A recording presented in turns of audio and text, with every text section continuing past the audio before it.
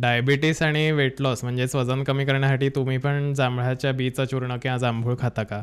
नमस्कार, मी doctor Malhar necessary आणि मी देणार आहे तुम्हाला आरोग्याच्या काही टिप्स. तर जांभूळ, ज्याला जंबू असं संस्कृतमध्ये म्हटलं जातं, हे आयुर्वेदात परम वातकर असं सांगितलं आहे. म्हणजे वात वाढवण्यात सगळ्यात चांगलं काय तर जांभूळ आहे.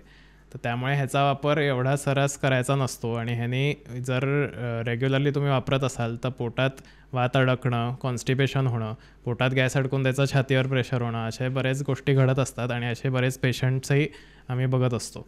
तर त्यामुळे ह्याचा डायबिटीसमध्ये वापर होतो का? तर होतो. पण सुरुवातीला डायबिटीसमध्ये जेव्हा पेशंटचं वजन खूप जास्त असतं आणि शुगर खूप जास्त असते आणि त्याचं हळूहळू डायबिटीसमुळे जे वजन कमी होतं तशी स्टेज आलेली नसते, त्या पहिल्या स्टेजमध्ये ह्याचा चांगला वापर होत असतो.